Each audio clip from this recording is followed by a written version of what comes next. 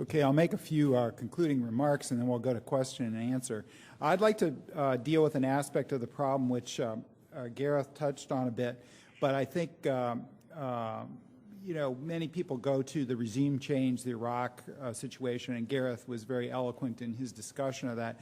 But I think, you know, there's widespread opposition to the Iraq war now by two-thirds of the American people. They think it's a mistake, it was a mistake. And many people don't think it was part of the war on terror, even though the administration lumped it in with that, and of course, for the reasons that Gareth just mentioned. But even the Democrats have bought into the war on terror at home that Ian discussed, and also, again, in other places, including Afghanistan. And I'm going to say a few words about that because I think the occupation of Afghanistan gets way too much support here in the United States. Even the Democrats are saying, well, you know, we need to get rid of the Iraq thing, withdraw the troops because we're really losing the war on Afghanistan, or we're in danger of losing it, and we've got to get over there and get the troops over there and win that because it's more important. And I agree that getting bin Laden has always been more important than Iraq, but I'm not sure the Afghan occupation really helps with that. I think, in my own view, is taking down the Taliban may have been an appropriate goal after 9/11 because they were providing a haven for Al-Qaeda. But the problem is that the United States always has to engage in mission creep. And the United States, in my view, should have withdrawn from Afghanistan and told the Afghans that they could, you know, have any type of government that they wanted as long as they didn't reinstall the Taliban or have a government that sheltered Al-Qaeda, or the U.S. would be back with a vengeance. The problem with the continuing U.S. occupation is the same problem in Iraq. You have a non-Muslim foreign occupier that's occupying a Muslim country. And of course, this has caused the rise of radical elements and the consequent destabilization of Pakistan, and is doing it to this day. And if you doubt that this is happening because of this reason, the non-Muslim occupation of Muslim lands is a derivative of Robert Pape's documented thesis that getting rid of democratic foreign occupier is what suicide bombing is all about. And he has many examples of that in his book.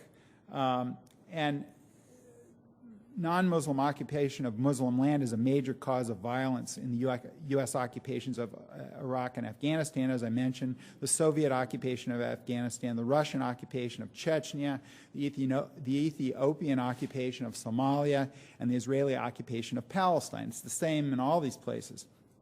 And we've experienced mission creep in Afghanistan from getting bin Laden and company to the Herculean task of stabilizing Afghanistan, nation building there, and even eradicating drugs. And of course, the effort to eradicate drugs is very popular here at home, but it interferes with the stabilization mission because if you're eradicating farmers' crops, either by doing it on the ground as we're doing it now, or spraying as the U.S. would like to do, of course, all these farmers don't tend to be too sympathetic because that's their livelihood. So, of course, they go in and become closer to the Taliban, and the Taliban enriches itself from protecting poppy crops from the U.S. and the Afghan government's eradication efforts.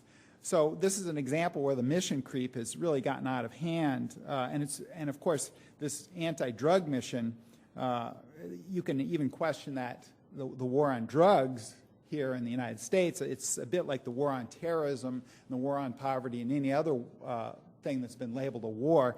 When it's labeled a war, you better guard your wallet because, and the war on poverty hasn't produced many, or didn't produce many results, and the war on drugs is wasting buckets of money in the tens of billions per year, and of course the war on terror is questionable, as our first two speakers have mentioned.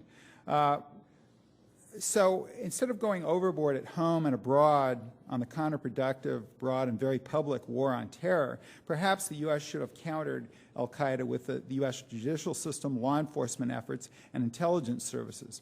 Now, I'm not necessarily opposed to using the military against al-Qaeda. On the rare occasion when force is needed overseas to capture or kill al-Qaeda, it should be done in the shadows with special forces and covert operatives. I think anytime you're waging a public war on terror, you're losing because you're creating more terrorists. And I think Donald Rumsfeld really realized this. You know, in one of his snowflakes, he asked the question, are we creating more terrorists than we're getting rid of? And I think he very clearly understood. He didn't want to put anything down in writing to say that was definitely true, but his question, of course, raised many other questions. And so I think running the very public war with a military force as the predominant weapon merely increases the number of al-Qaeda recruits. I think it's similar to using excessive warfare in counterinsurgency, or excessive force in counterinsurgency operations. It's tempting to do that, to just go in and blast away, but I think the military in both Afghanistan and Iraq is learning again that that's not a good idea. And the same is true with terrorists. If you use force in public, you're going to get more of a pushback from the terrorists. This happened in the 1980s when Reagan was jousting with Muammar Gaddafi. The conventional wisdom is that Reagan put him in his box with the 1986 airstrikes and other things. But if you look at the historical record, and I have, Gaddafi actually increased his terrorism. He just went underground, did it surreptitiously. He sponsored attacks through other groups around the world against U.S. targets. Of course, one of them killed a lot of people on an airline. And so, you know, this idea that public uses of force may help politicians and that sort of thing, but if you really want to fight this, even if you use military force, it should probably be without creating more terrorists. Now, you'll note that I've been saying al-Qaeda rather than the word terrorists because after 9/11, the administration also started going after other groups on the U.S. terrorism list and countries that sponsored them, as Gareth mentioned, Saddam's Iraq being one of them, the most prominent. Now, one thing about this effort, though, is that most groups on the U.S. terrorism list don't attack the United States and have more local concerns. Most jihadists have local concerns. Now, I always say there's no need to target them and make more enemies. If the groups don't attack the U.S., or if the governments don't sponsor groups that attack the U.S., like Saddam's Iraq didn't sponsor terrorists that attacked the U.S. North Korea, they're still putting it on the terrorism list for political reasons. The last terroristic attack was blowing up a Korean airliner in the late 1980s. And of course, Cuba.